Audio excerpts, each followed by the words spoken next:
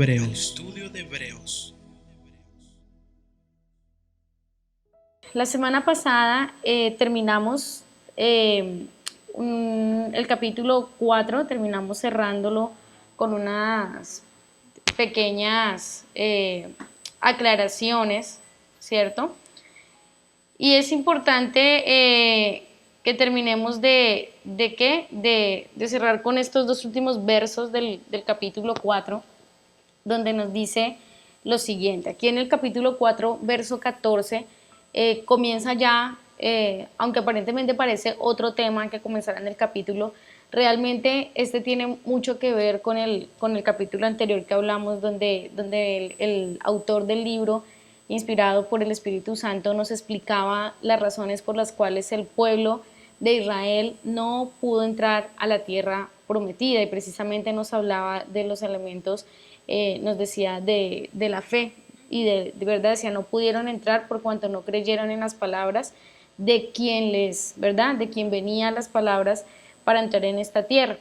Este capítulo 4, en estos dos últimos versos aparentemente parece otro tema, pero realmente está introduciéndonos, está cerrando, pero a la vez nos está introduciendo en la razón y en la herramienta que el Señor nos ha dado para que no volvamos a quedarnos, para que no nos quedemos fuera de la tierra que el Señor ha prometido para nosotros. Hoy en día de pronto ya no está Canaán físico frente a nosotros, pero en varias partes de Hebreos y en otras partes de las Escrituras sí nos habla de cómo Canaán representaba a Cristo. Canaán era una sombra, era un tipo de Jesucristo, era como un boceto de lo que Cristo es también, esa tierra donde fluye leche y miel, esa tierra que posiblemente hay obstáculos, hay gigantes, pero que es la tierra que Dios le quiere entregar a sus hijos. Y Cristo es ese Canaán hoy día, ¿verdad? Es una tierra donde Dios les dijo a ellos que iban a tener reposo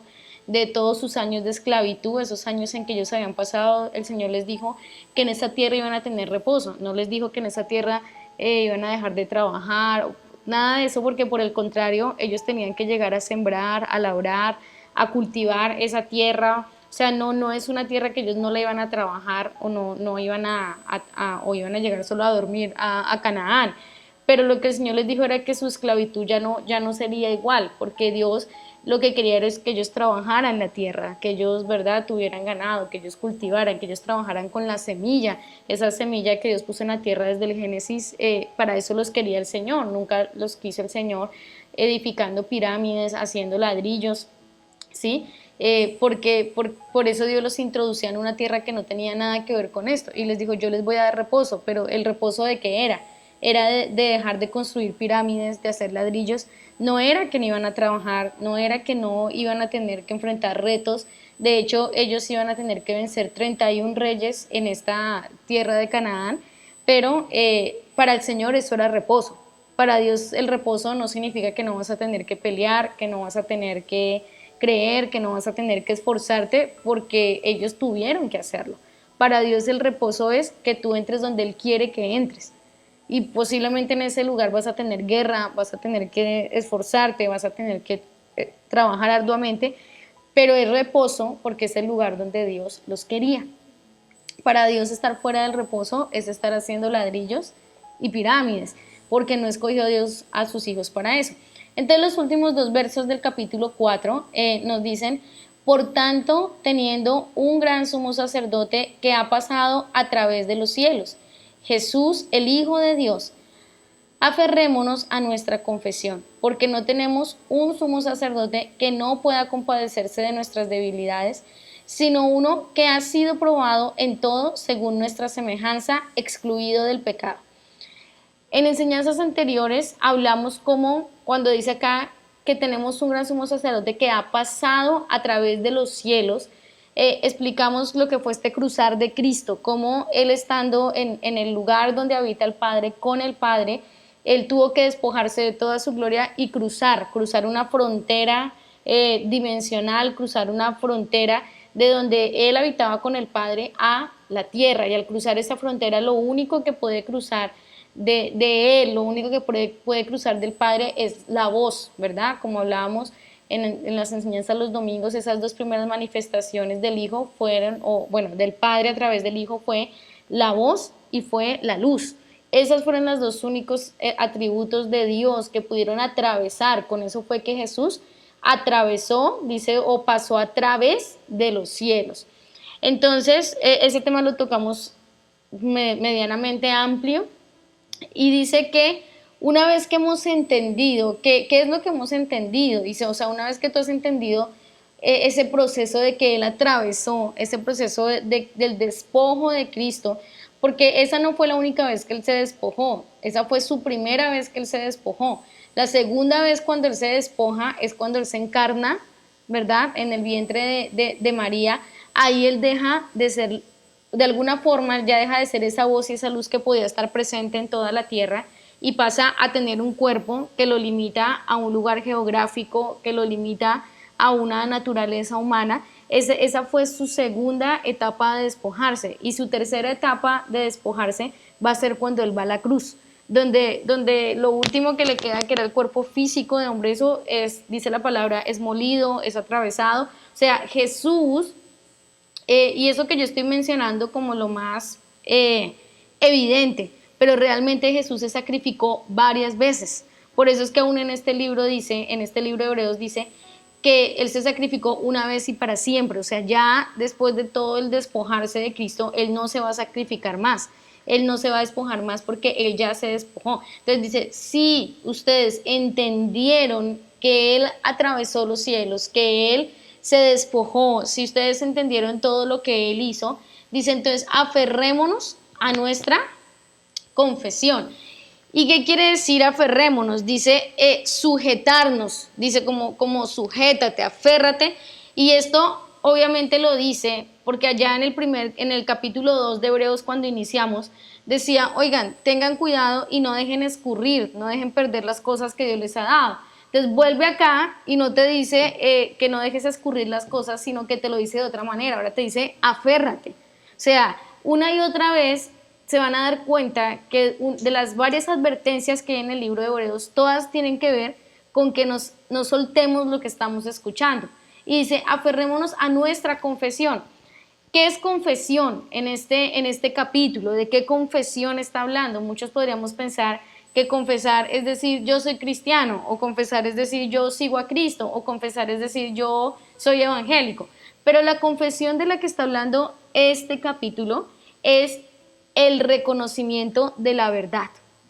O sea, ¿qué es lo que nos está diciendo acá? Si tú, acabando de leer de que el pueblo no entró por incredulidad a la tierra prometida, de que fue su incredulidad la que no los dejó entrar, y te has dado cuenta de esta verdad, te has dado cuenta que lo que no te deja es mezclar las palabras que escuchas con fe y obedecerlas y creerlas para poder entrar, dice, si tú has escuchado esto, entonces aférrate a esta confesión. ¿Por qué? Porque acabas de reconocer una verdad. Puede haber 1500 prédicas de por qué Israel no entró a la tierra prometida, pero Hebreos te dice que la única razón por la que ellos no entraron fue por la incredulidad. Y nosotros, con la ayuda del Espíritu Santo, vamos a estar profundizando en este tema de la incredulidad, porque es que muchos lo tomamos de una manera muy ligera, ¿verdad? Exacto, lo tomamos como, no, pero yo no soy incrédulo, yo creo en Dios. Pero es que aquí está claro y dice que Israel no entró a la tierra prometida no porque no creyera en Dios, dice porque no creyeron en las palabras que estaban escuchando del que las estaba diciendo. O sea, es muy clara la palabra. Entonces dice, una vez que tú has reconocido esta verdad, eso significa confesión, entonces dice, tú confiesas algo por el reconocimiento de la verdad. Ya no se trata solamente de yo creo en Dios, no, sino que yo estoy confesando algo que he reconocido. Entonces dice, por lo tanto, aferrémonos a nuestra confesión. ¿A cuál? A la que acabamos de reconocer, a la que acabamos de ver. Si nos hemos dado cuenta que tenemos niveles de incredulidad en nuestras vidas, si nos damos cuenta que somos de los que decimos yo creo en Dios, pero no creo a ninguna prédica, no creo a ninguna persona que está hablando de parte de Dios, entonces yo tengo un problema de incredulidad, ¿sí? O sea, ¿cómo yo puedo, si el fruto de la fe es la obediencia? Es que no es un invento de una persona. La palabra claramente te dice que el fruto de la fe es la obediencia, ¿cierto? Dice, si tú crees, pues tú vas a hacer lo que el Señor te está hablando. Y del lado de Dios, si lo podemos decir así, Dios ve la fe como obediencia. O sea, Dios entiende que alguien le ha creído porque le obedeció. Así es como lo traduce Dios. O sea, yo le puedo decir, Señor, yo te creo, pero si yo no le obedezco, Él no puede tomarse eso en serio, porque Él dice, bueno, si me crees, lo estarías haciendo, ¿verdad? Entonces, es como decir, yo creo que mentir está mal, pero miento. Entonces, entran en una dicotomía, porque ¿cómo es que yo no puedo hacer lo que creo, verdad? Yo puedo creer que, por poner un ejemplo un poco gráfico, que la fornicación es pecado, pero ¿por qué la gente fornica? ¿Por qué los cristianos fornican? Si creen que eso no le agrada a Dios y saben que en la palabra dice que esto es un pecado contra Dios y lo creen. Entonces, ¿cómo es que yo termino haciendo lo contrario de lo que creo? Y eso es, les dijimos que en este año o en estos primeros 3 meses íbamos a estar dando varias palabras acerca de lo que Dios nos ha hablado. Y una de las cosas que Dios nos ha hablado es de la convicción. Yo puedo tener muchas creencias, pero esas creencias, aunque sean correctas y bíblicas, muchas no tienen la fuerza espiritual.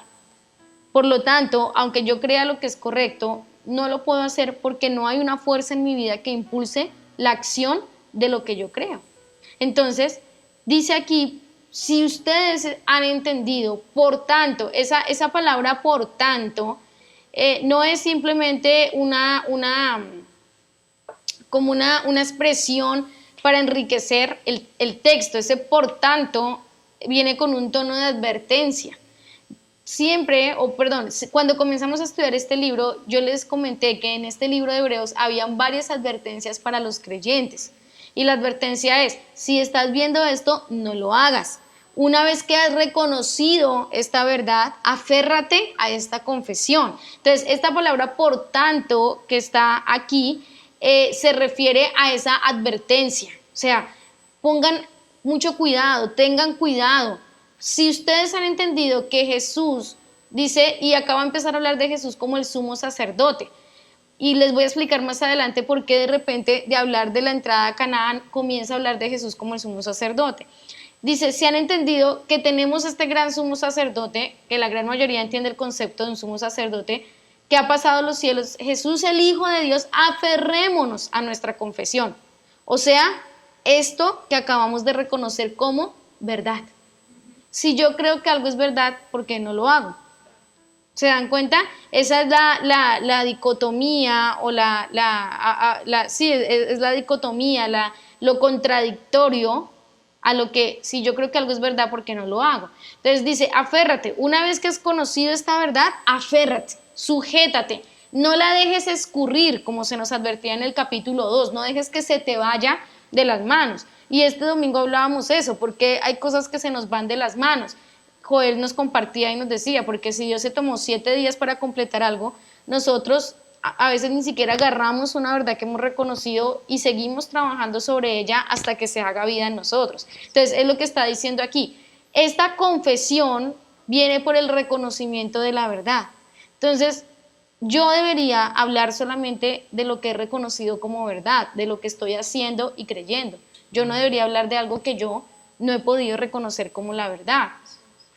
Y van a ver varios versos, ustedes van a encontrar en 2 Corintios 9:13, 1 Timoteo 6:12, Hebreos 3:1, Hebreos 10:23. Hay varias citas que nos hablan de este tema de aferrarse a la confesión.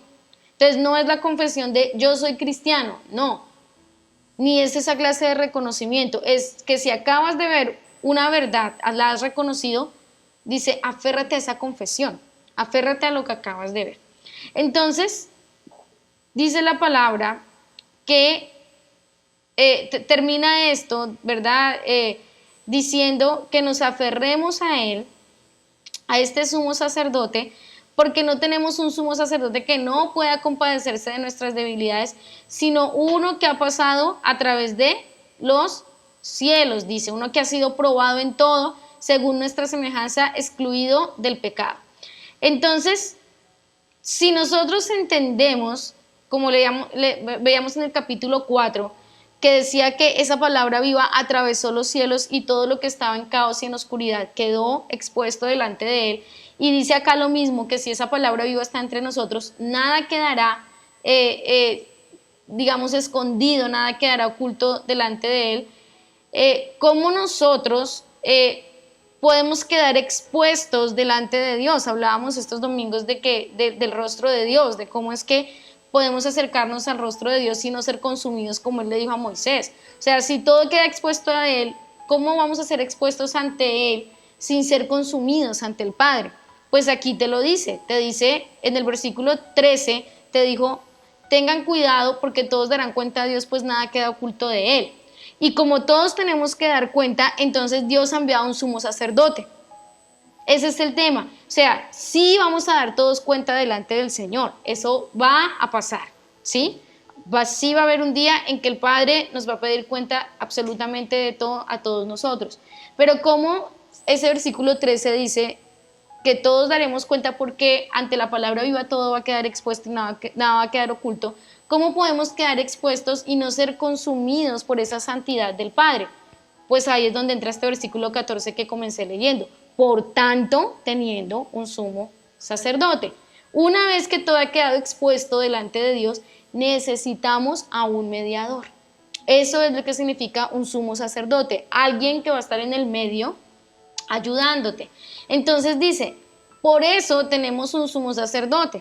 Y nos explica cómo es ese sumo sacerdote. ¿Por qué? Porque la idea que nosotros tenemos del sumo sacerdote, si es que hemos leído en el Antiguo Testamento las porciones, los libros donde hablan de todo lo que es el sacerdocio, pues todos tenemos una idea del sumo sacerdote. Pero aquí nos explica cómo es este sumo sacerdote.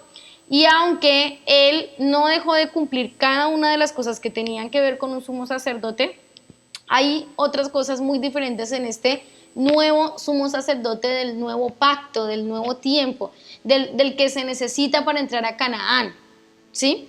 Entonces, primero nos dice que este sumo sacerdote es alguien que ha pasado a través de los cielos. Para comenzar, solo esta característica lo hace un sacerdote completamente distinto, porque todos los sumos sacerdotes, hasta el día en que Jesús se manifestó como hombre, eran directamente hombres, o sea, eran directamente nacidos de hombre y de mujer. Pero este sumo sacerdote ha pasado a través de los cielos, o sea, es otro nivel, es un sumo sacerdote de otro calibre. Otra segunda característica que da es que él puede compadecerse de nuestras debilidades. Y aquí quiero comenzar entendiendo por qué necesitamos al sumo sacerdote. La primera razón es porque debido a que la palabra viva rasgó ese velo en los cielos y atravesó para que se hiciera la luz, para que se hiciera el orden, para que se hiciera todo esto, pues todo quedó expuesto. Y hoy en día, si yo me estoy acercando a Cristo como la palabra viva, Él va a dejar todo expuesto. Entonces necesito que haya un mediador para no ser consumido por la santidad de Dios. Necesito ver el rostro de la imagen para que yo pueda verme. Y dice que este sumo sacerdote puede compadecerse de las debilidades. ¿Por qué no comienza diciendo otra cosa del sumo sacerdote? Comienza diciendo estas dos cosas. Comienza diciendo, uno, que ha atravesado los cielos, y dos, dice, porque no tenemos un sumo sacerdote que no pueda compadecerse de nuestras debilidades. Debilidades. Muchas veces hemos escuchado temas como que Jesucristo se compadece de nosotros porque Él fue el hombre, porque Él experimentó pecado, porque Él experimentó la tentación, porque Él experimentó deseos pecaminosos, pero para nada esa es la idea. El domingo pudimos hablar de cómo la encarnación de Cristo fue el hombre original, y en el hombre original, hablando de Adán, nunca Dios contempló el pecado. Por lo tanto, Él no iba a hacer un diseño que nunca hizo, o sea, Él no iba a traer un Cristo con una naturaleza pecaminosa también, porque es que eso nunca estuvo dentro del diseño. Entonces, ¿a qué se refiere la palabra cuando dice que Él puede compadecerse de nuestras debilidades? Y eso es algo que tenemos que entender hoy, porque al estar expuestos frente al Señor necesitamos entender cómo trabaja nuestro sumo sacerdote y cuáles son las debilidades de las que Él se compadece. cuando él estaba hablando de debilidades, no estaba hablando de debilidades pecaminosas. Para nada. Estaba hablando de debilidades que iba a tener Adán como Cristo. Exactamente. Debilidad significa carencia de fuerza. Aunque él dice un verso que él fue crucificado en debilidad. Y esto lo dice con respecto a los sufrimientos físicos que Cristo tuvo que padecer y a los que él se sometió voluntariamente.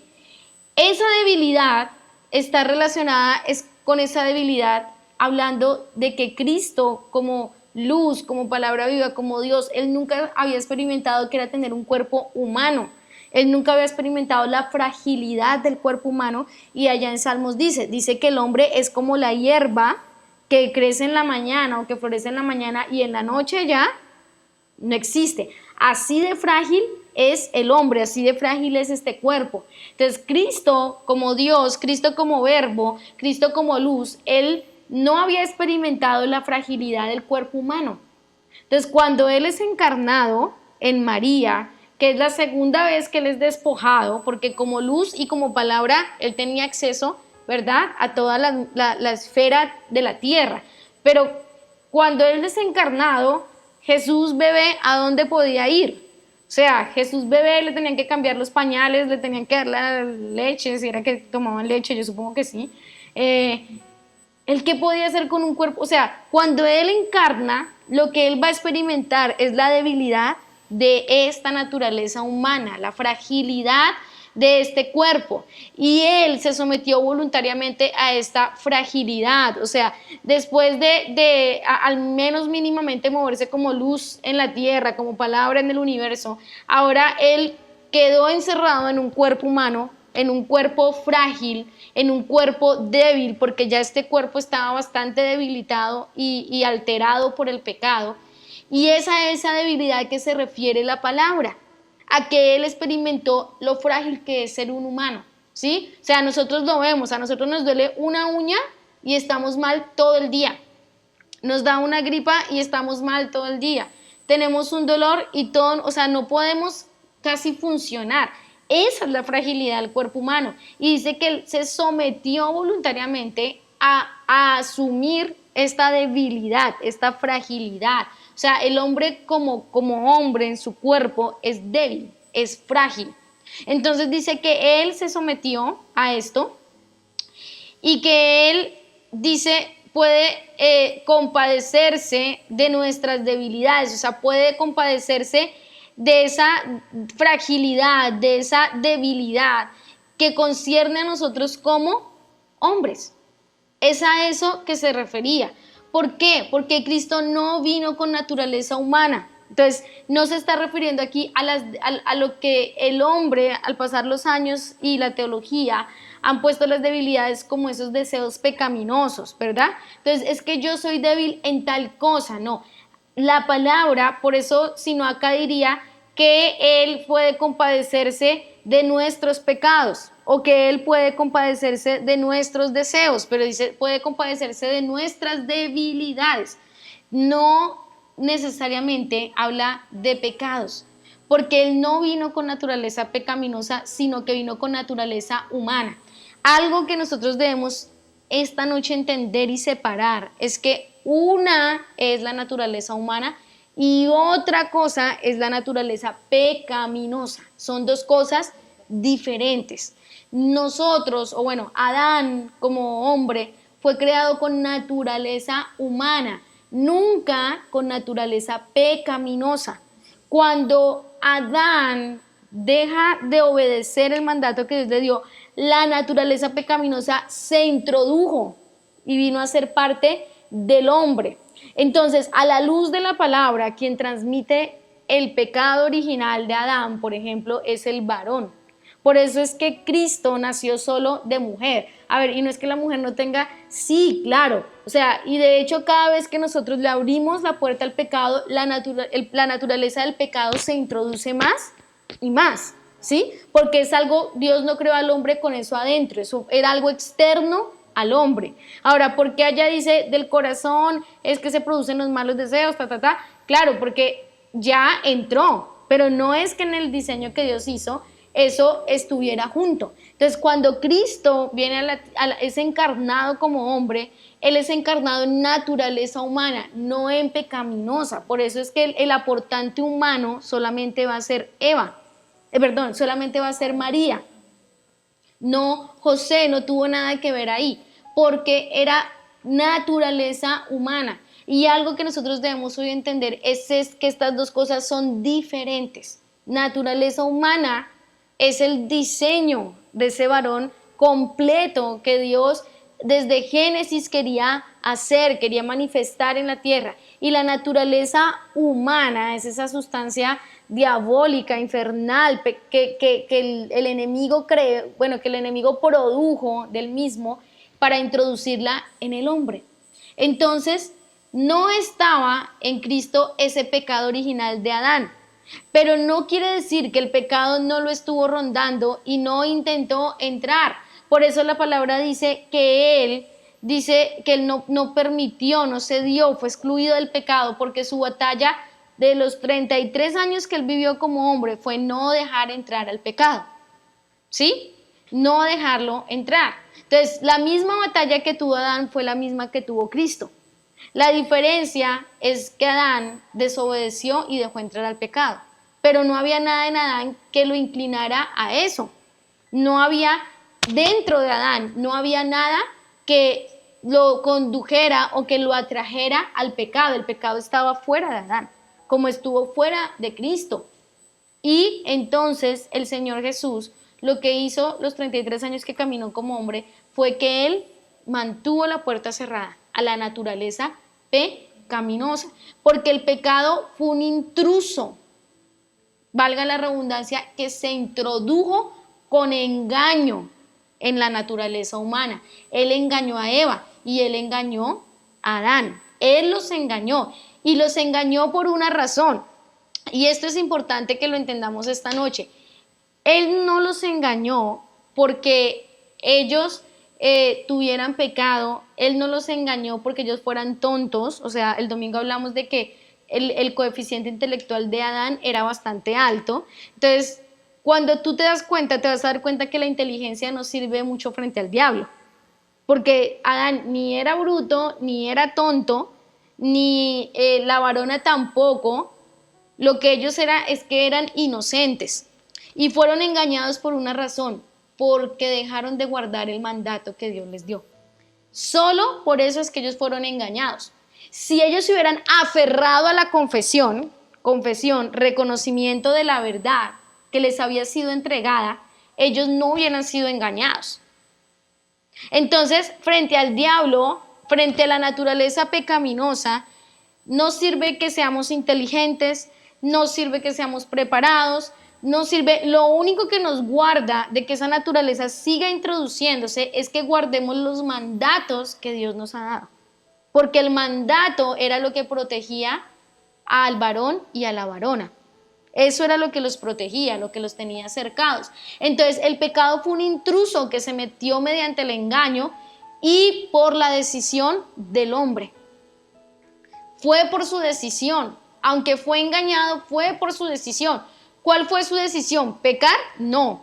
Su decisión fue no guardar el mandato que Dios le había dado. Esa fue su decisión. Porque nadie que ha conocido la verdad de Dios por voluntad propia dice, yo quiero pecar, yo quiero hacer esto.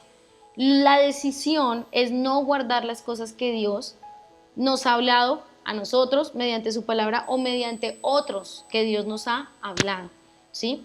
Entonces, por eso es que la palabra habla que Cristo es el segundo Adán, porque Él vino con ese diseño original del hombre, el hombre que no tenía ninguna relación con el pecado.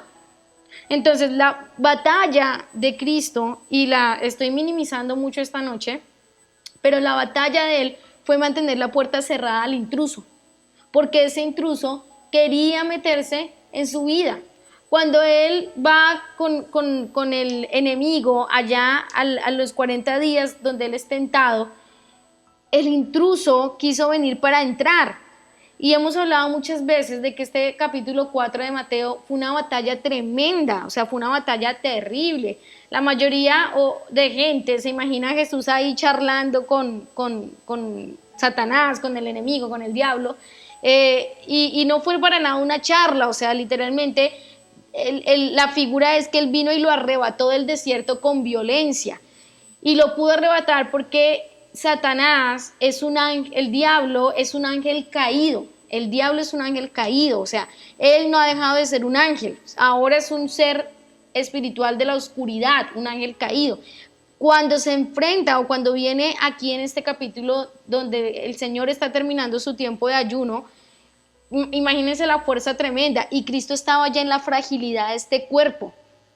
Entonces, para nada fue una charla diplomática, no fue, literalmente fue una batalla tremenda, y todo el mundo se dice, no, Cristo venció y le ganó la batalla al diablo charlando, diciendo las escrituras.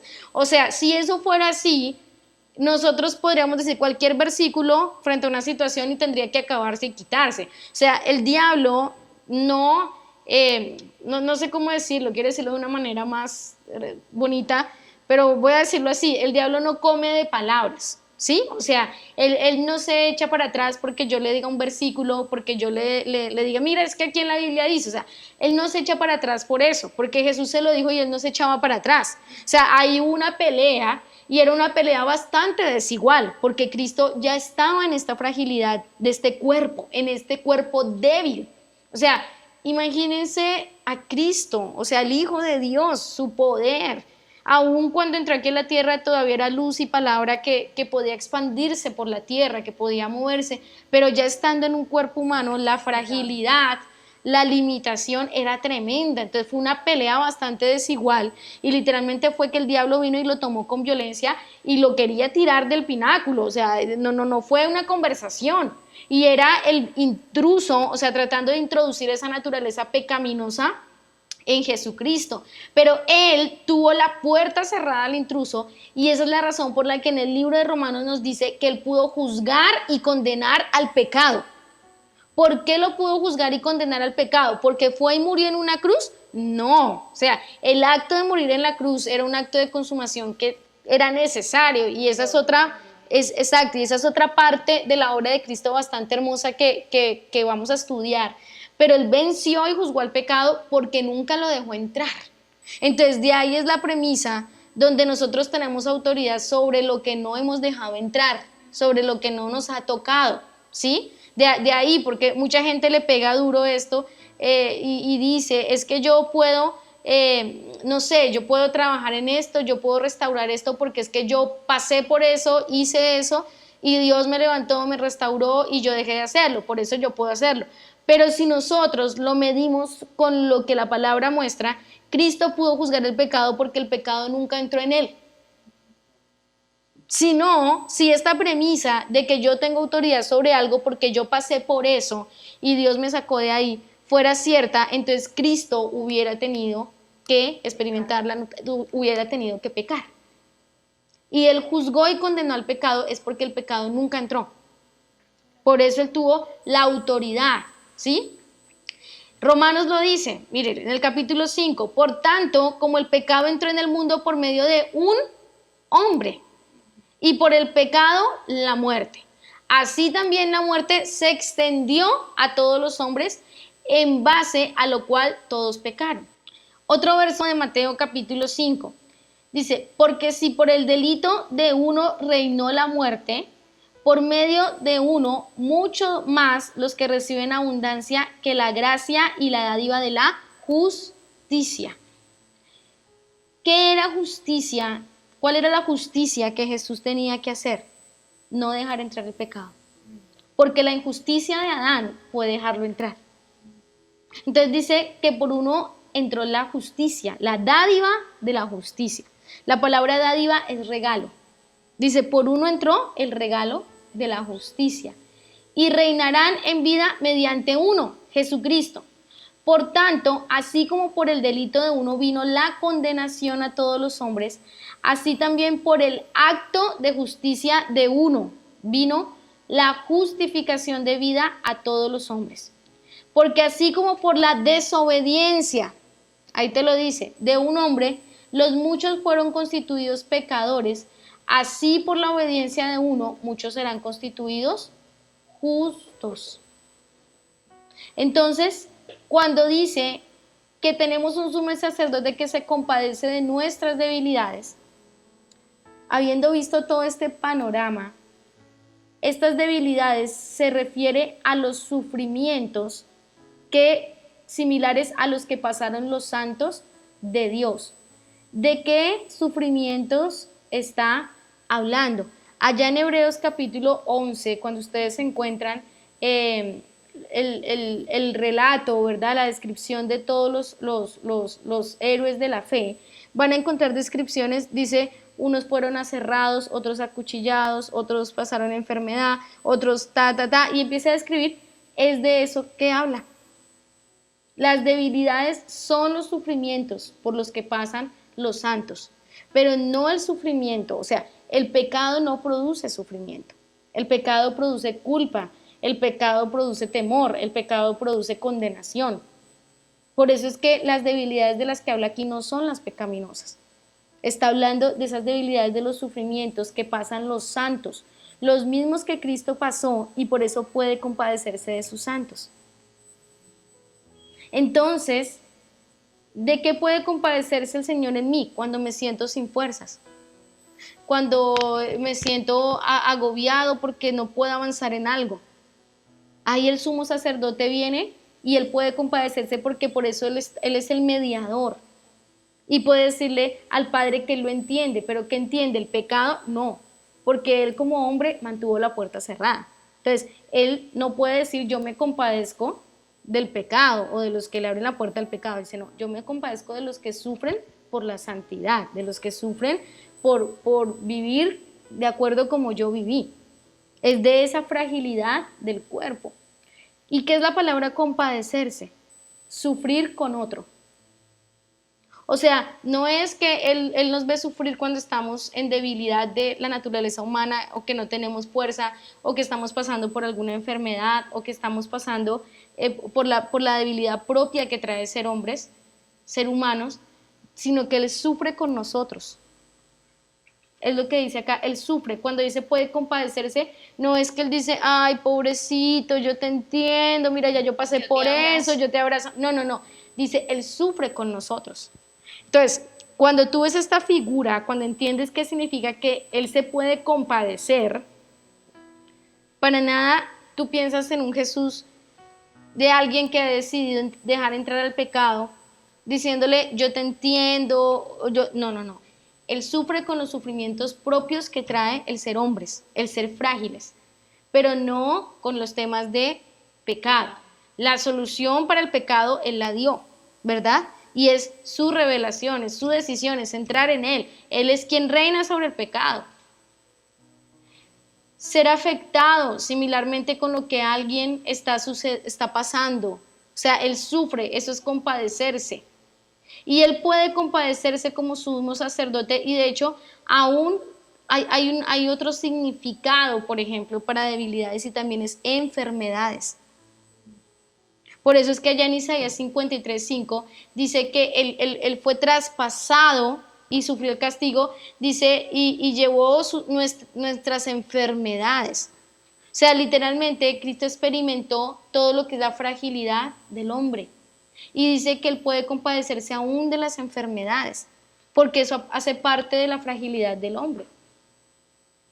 Ahora, estamos en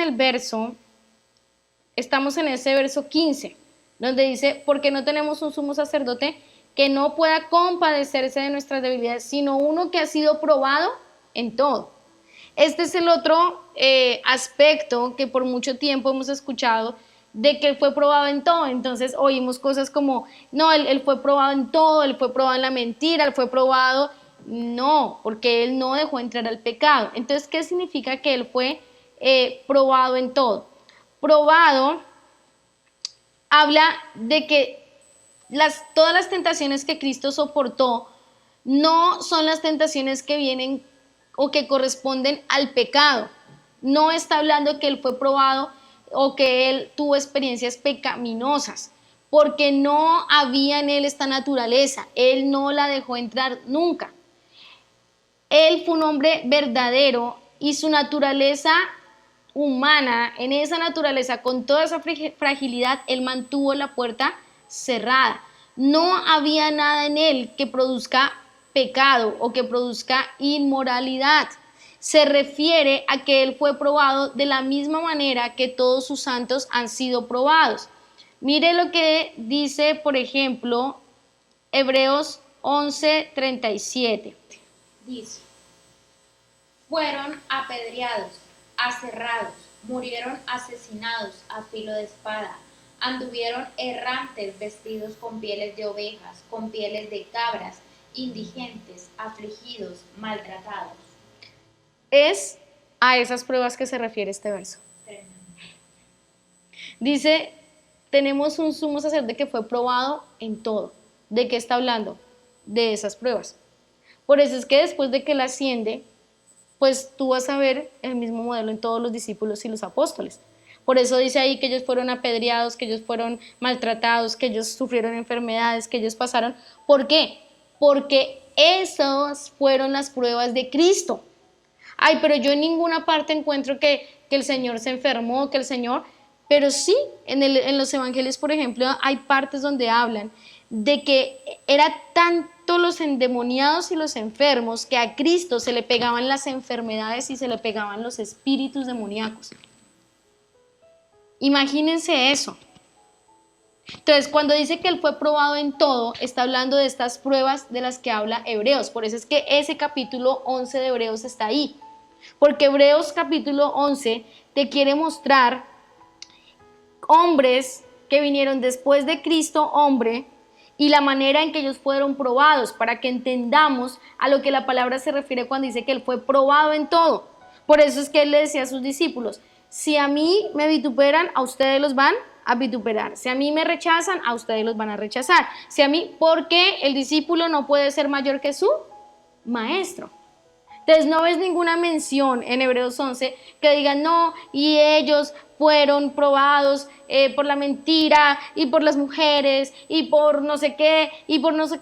Cuando una persona entra en la dimensión de la vida de Dios, estas cosas pasan a ser, o sea, los temas de la naturaleza pecaminosa pasan a ser unas cosas bastante secundarias, bastante insignificantes.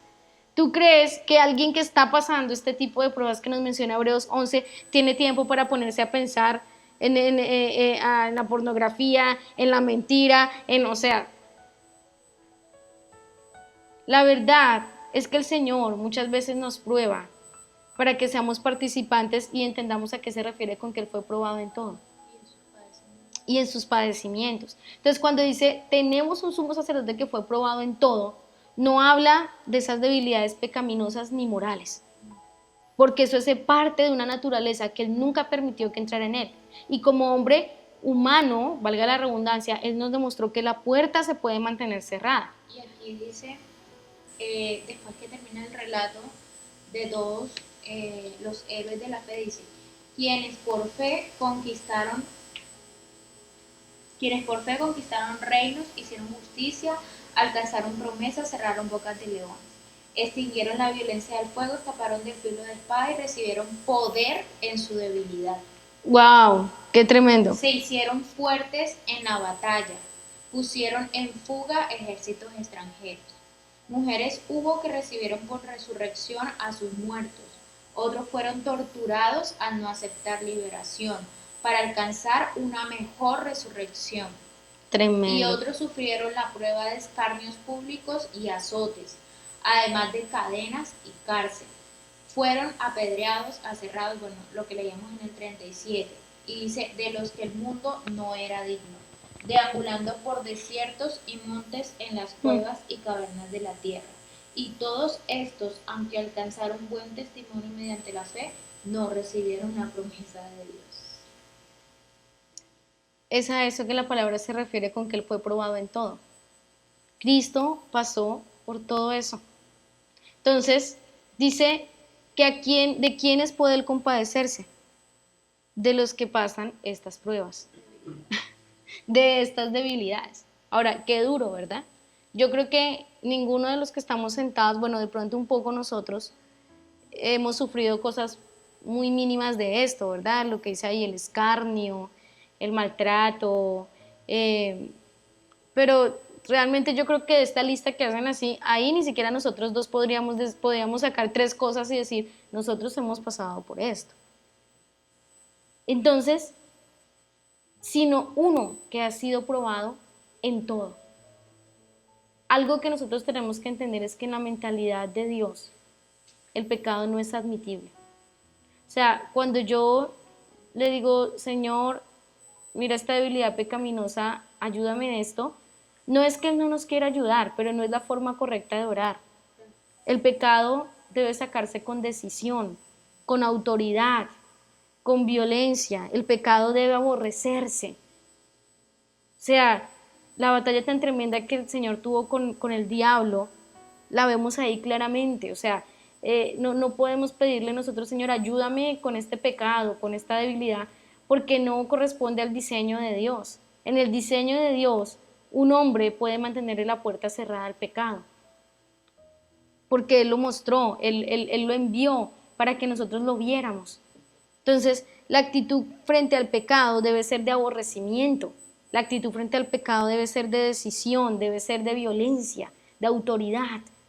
Pero en estas cosas, dice el Señor, podemos pedir al Señor que se compadezca cuando estemos pasando por algo de esto, porque eso es lo que Dios considera que es una debilidad. O sea, un cuerpo humano, ¿cómo soporta la tortura? ¿Cómo soporta? No puede, es frágil. Y ahí es donde dice, Él fue probado en todo esto y puede compadecerse. Puede compadecerse.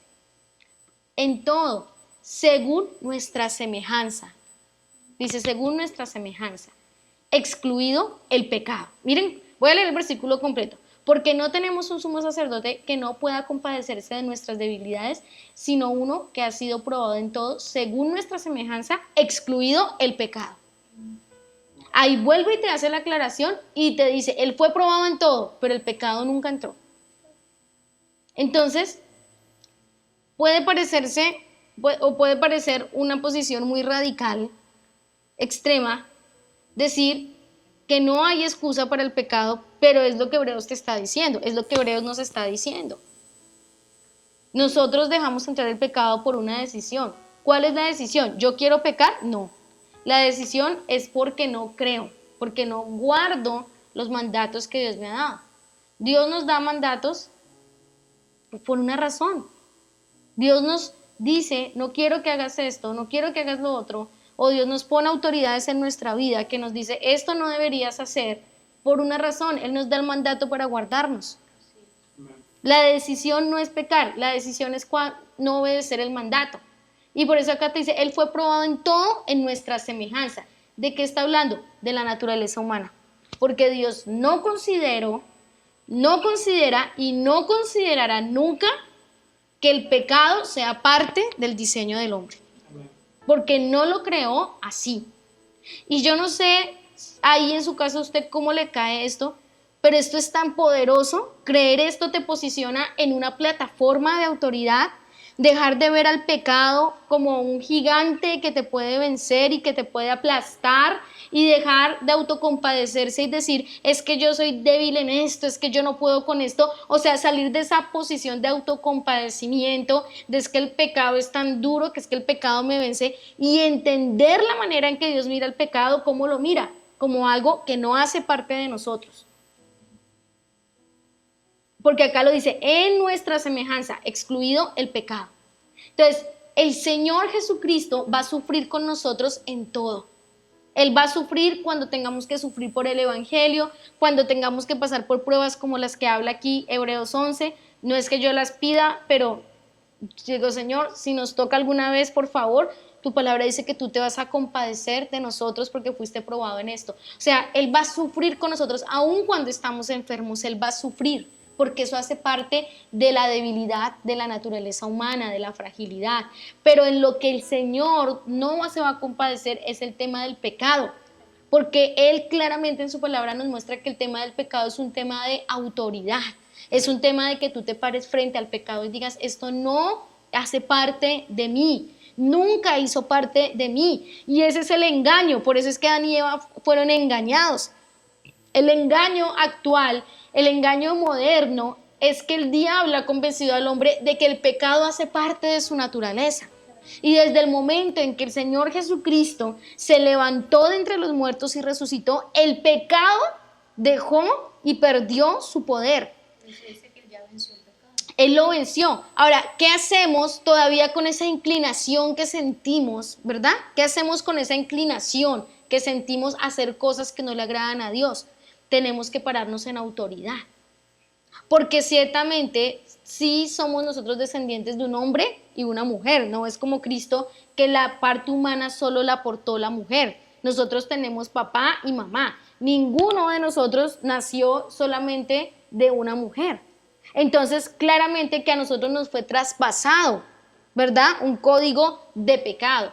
Pero esa autoridad, antes de Cristo, no podíamos hacer nada nosotros. Nosotros nos tocaba rendirnos frente al pecado y decir esto es más fuerte que nosotros estamos condenados, no podemos hacer nada contra el pecado, más que tratar de vivir como buenos cristianitos, porque el Señor me entiende que el pecado está dentro de nosotros. Ese es el engaño más terrible de las tinieblas, ¿verdad? O decir es que el Señor sabe que nosotros somos carne. No, Dios sabe cómo nos creó. Si hay alguien que sabe cómo nos creó, es Él. Y en el pensamiento de Él, nosotros no somos solo carne, ¿sí? En el pensamiento de Dios, sí Él sabe que dentro de nosotros opera todo un código genético porque nosotros tenemos papá y mamá, vinimos de un hombre y una mujer. Pero Él al resucitar nos entregó autoridad para que nosotros nos paremos frente a eso que quiere operar dentro de nosotros y le digamos un momentico, tú tienes que salir de mí porque esto no hace parte de mi naturaleza ya. Hay uno que rompió el gobierno que tú tenías. Y sí, nosotros podemos sentir la inclinación, nosotros podemos, ¿verdad? Pero Él nos ha dado autoridad para cerrarle la puerta a este intruso. Marcela aporta un versículo que está en Génesis 4:7 que dice: serás aceptado si haces lo correcto, pero si te niegas a hacer lo correcto, entonces ten cuidado, el pecado está a la puerta, al acecho y ansioso por controlarte, pero tú debes dominarlo y ser su amo. Tremendo. De hecho, ahí menciona la palabra puerta, hablando de que el pecado es algo, lo que decíamos, es un intruso que se deja entrar. Entonces, no nos dejemos engañar. Por supuesto que tenemos una inclinación a pecar porque nosotros recibimos de parte de un papá ese código genético, pero no significa que ahora tenemos que ser esclavos de eso. No significa que nos tenemos que meter detrás de esa premisa que es que Dios sabe que somos pecadores, es que Dios sabe que eso está dentro de nosotros. Dios no acepta esa posición. Y dice, no, ¿por qué? Porque yo te di ejemplo, yo te mostré. Y aparte no solo te he dado ejemplo, sino que te he dado el poder. Si hay cosas que no puedes hacer, que las crees pero no las puedes hacer, es porque no has buscado mi rostro y yo no te he podido dar el poder que necesitas para que esto sea vencido. Entonces dice uno que ha sido probado en todo, excluido el pecado. Entonces nuestro Señor Jesucristo nos dio ejemplo. Nos dio ejemplo. Y no solamente nos ha dado ejemplo, porque Él no es de los que dice, ustedes ya me vieron, ustedes verán. No, la palabra dice que Él nos ha dado todas sus riquezas, sus recursos y todo lo que ganó en esta batalla de no dejar entrar al intruso, nos lo ha dado a nosotros. Entonces, qué poderoso es esto. Entonces ahí es cuando ustedes pasan al capítulo 5 de Hebreos y comienza el capítulo 5 de Hebreos diciendo, porque todo sumo sacerdote tomado entre los hombres. Ahí, entendiendo esta figura de que Él no vino con naturaleza pecaminosa, de que Él le cerró la puerta al intruso, de que Él se mantuvo, entonces dice, comienza a hablar de cómo este sumo sacerdote ahora ha sido constituido a favor de los hombres. Dice, porque todo sumo sacerdote tomado entre los hombres es constituido a favor de los hombres. ¿Por qué? Porque Él experimentó la fragilidad de la naturaleza humana en lo que concierne a Dios, para que presente ofrendas y sacrificios por los pecados. Jesucristo no podía presentar ofrenda y sacrificio por el pecado si Él no experimentaba la fragilidad de la naturaleza humana y si Él no le mantenía la puerta cerrada al pecado. Si él no le hubiera mantenido la puerta cerrada al pecado, él no hubiera podido presentar ofrendas y sacrificios. Él no hubiera podido ser constituido ahora en un mediador que sufre con nosotros cuando estamos en esta debilidad de esta naturaleza humana, ¿verdad? No hubiera podido ser como mediador delante del Padre y decirle, yo entiendo, o sea, entiendo lo que es tener un cuerpo humano, entiendo lo frágiles que son. Él no hubiera podido, y no hubiera podido ofrecer ofrendas por sacrificios, no hubiera podido ofrecer sacrificios por los pecados. Entonces en este capítulo 5 nos va a empezar a explicar, ya entendiendo cuál fue el papel, qué fue lo que él hizo, cómo él no tuvo relación con el pecado, nos va a comenzar a explicar cómo es que este sumo sacerdote trabaja a nuestro favor. Porque no es que Dios te dice, bueno, ya tú sabes que tienes que mantener la puerta cerrada al pecado, mira a ver cómo haces. Solamente léete la Biblia, sigue el ejemplo y mira a ver cómo haces. No, en este capítulo 5 nos va a pasar a explicar cómo es que nuestro sumo sacerdote nos ayuda, cómo es que nuestro sumo sacerdote está a favor nuestro, para que nosotros, al igual que él lo hizo, podamos mantener la puerta cerrada al intruso. Porque el intruso ya no tiene poder, ya no tiene autoridad, pero él tiene poder y autoridad sobre quien le abre la puerta. Entonces, aquí nos va a mostrar cómo ese sumo sacerdote nos va a ayudar a mantener la puerta cerrada, se ha puesto a nuestro favor. Y el día de mañana estaremos estudiando todo este capítulo 5 de Hebreos. Necesitábamos cerrar bien el 4 porque ningún capítulo que se cierra es como que termina ahí y en el siguiente comienza otro tema. No, nosotros necesitamos entender que la palabra sí lleva un orden y la palabra lo que quiere es que tú vayas creciendo progresivamente en el entendimiento de algo. Entonces, en este capítulo 5, ya el capítulo 4, entender todo esto nos pone la plataforma correcta para que podamos entender ahora el 5. Ahora, algo interesante, y es que antes del capítulo 4, del capítulo 5, del capítulo 3, la palabra solamente nos llama a nosotros participantes. Pero ahora, a medida que va creciendo el entendimiento, Hebreos nos comienza a llamar hijos. Entonces, hay participantes y hay hijos.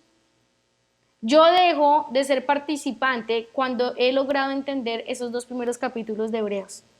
Y comienzo a vivir, comienzo a decir, oiga, sí, yo tengo que avanzar, tengo que madurar, tengo que dejar de pelearme con todo, tengo que creer. Y dice, ahí dejas de ser solo un participante y pasas a ser hijo, pasas a compartir los sufrimientos con el sumo sacerdote, con el hijo.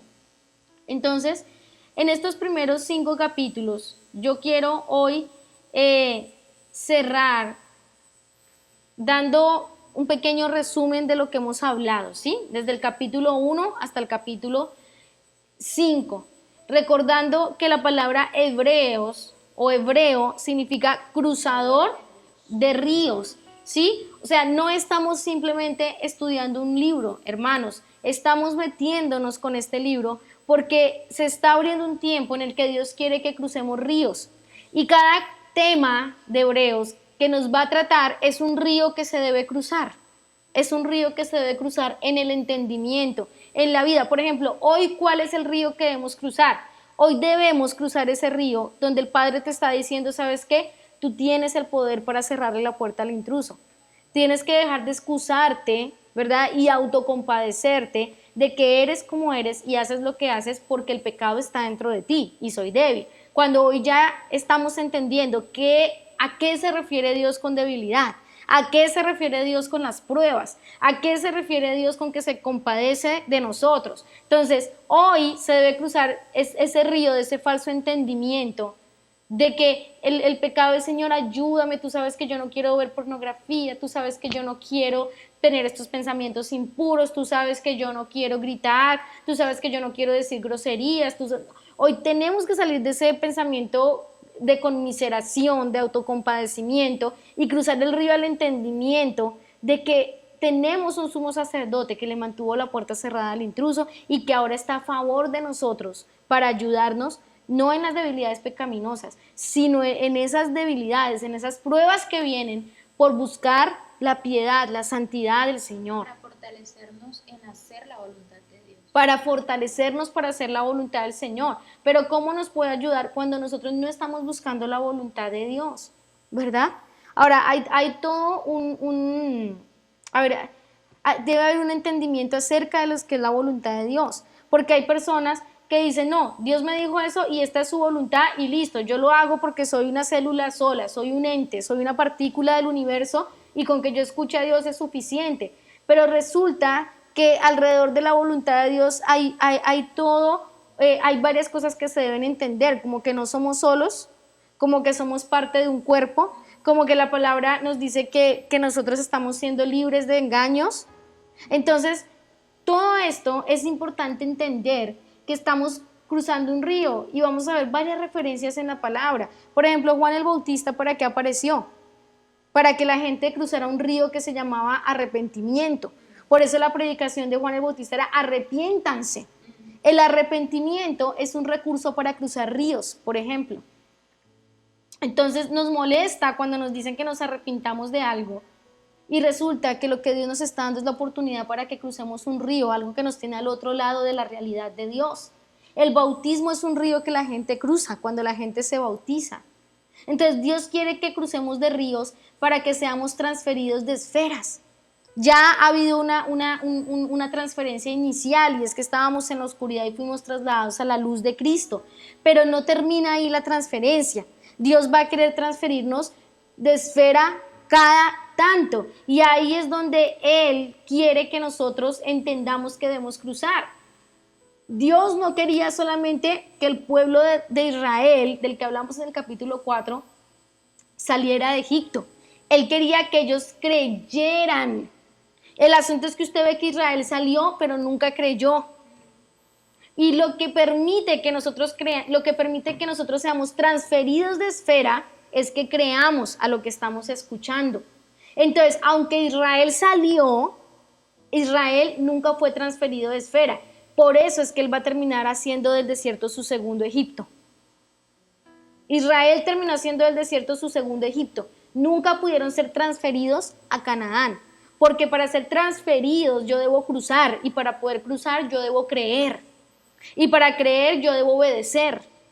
Ese es el asunto. Y usted no ve ahí a Moisés cruzando solo. No, o sea, él tuvo que cruzar con un pueblo. En ninguna parte de la escritura cruzamos solos. Nunca estamos cruzando solos. Entonces, ese es el punto. O sea, hebreos son los cruzadores de ríos.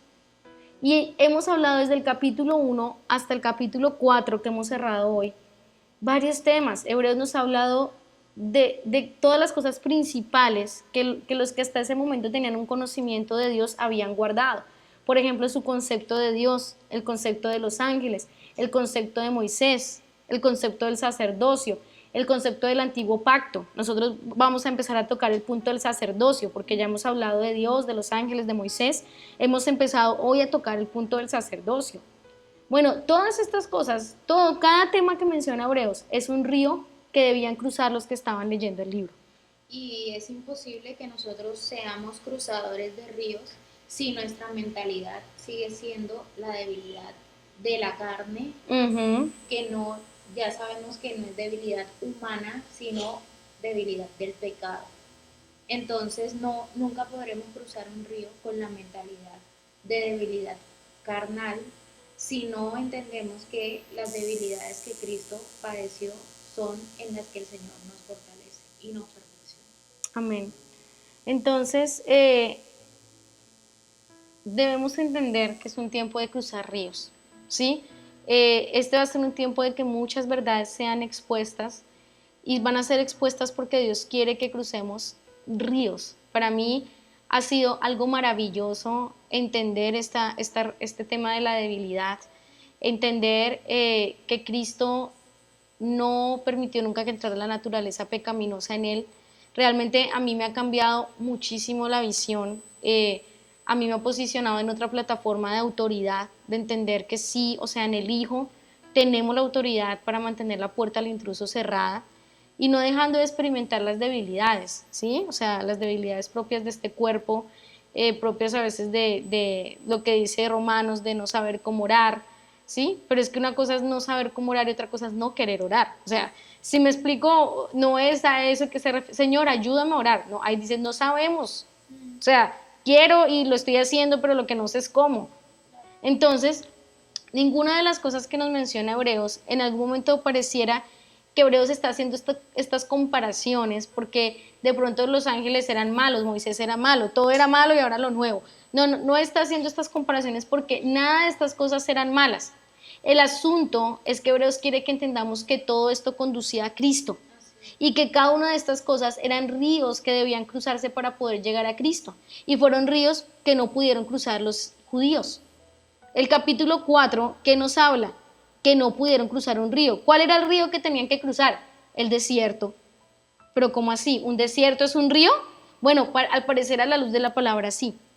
Ellos tenían, pero ellos no lo pudieron cruzar porque por la incredulidad y por la desobediencia. Adán, ¿por qué no pudo cruzar el río?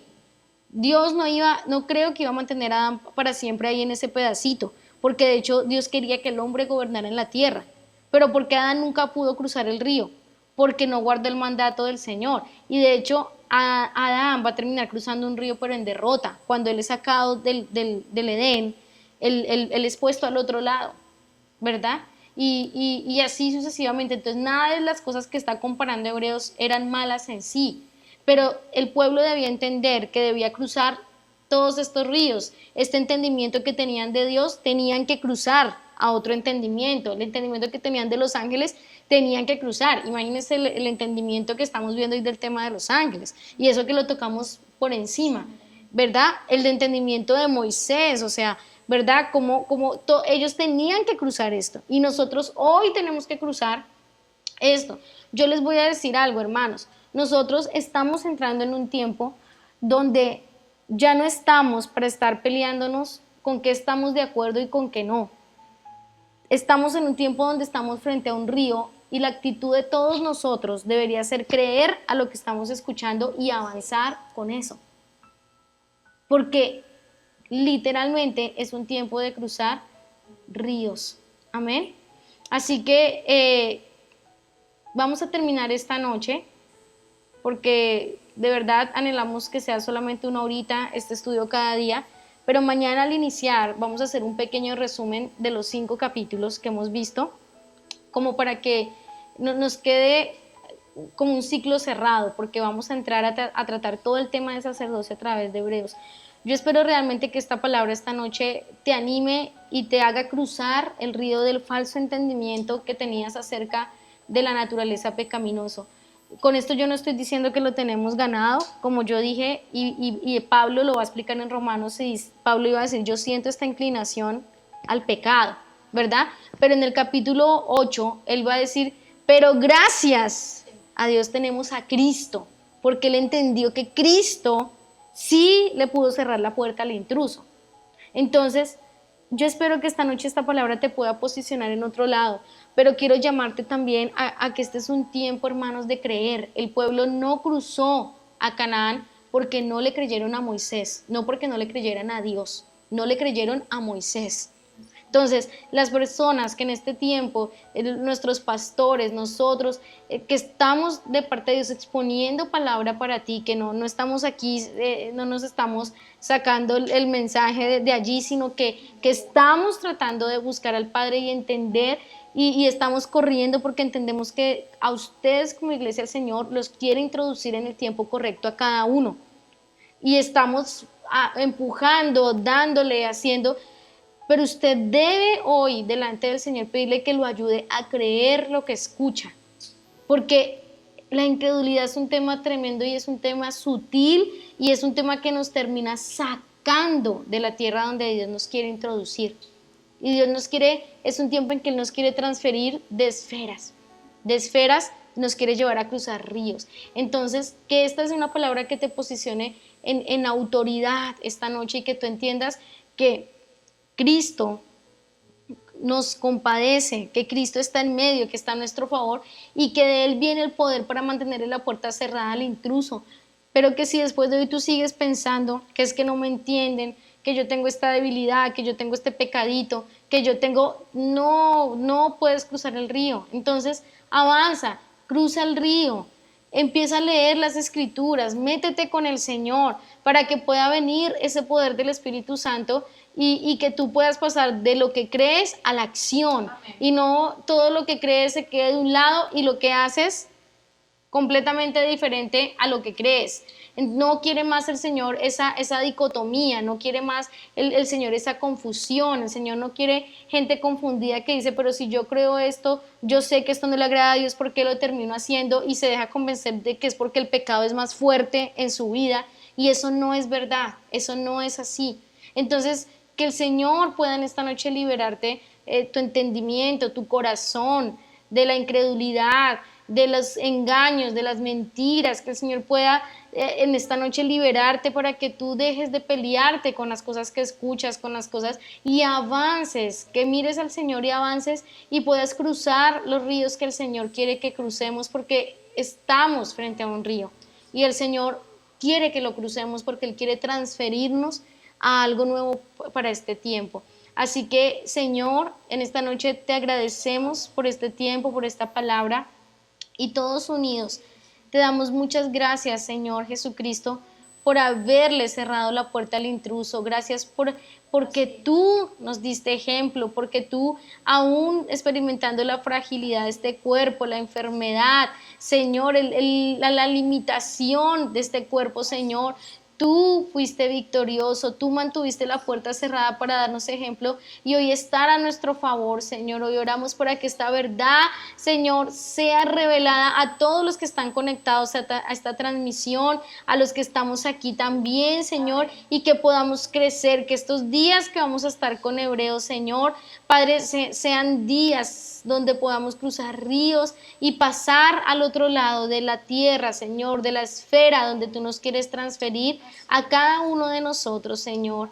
Te bendecimos en esta noche y te damos gracias, Señor. Padre, declaramos en esta noche lo que tu palabra nos dice, Señor. Hablamos sanidad sobre tu iglesia, Señor. Declaramos que tú fuiste traspasado por las dolencias y por tu herida hemos sido sanados. Hablamos sanidad en esta noche a todo quien es parte de tu iglesia, de tus hijos, Señor. Padre, y que estas gloriosas verdades de Jesucristo sigan siendo reveladas a cada uno, Señor. Te damos gracias y bendecimos tu nombre. Amén y amén.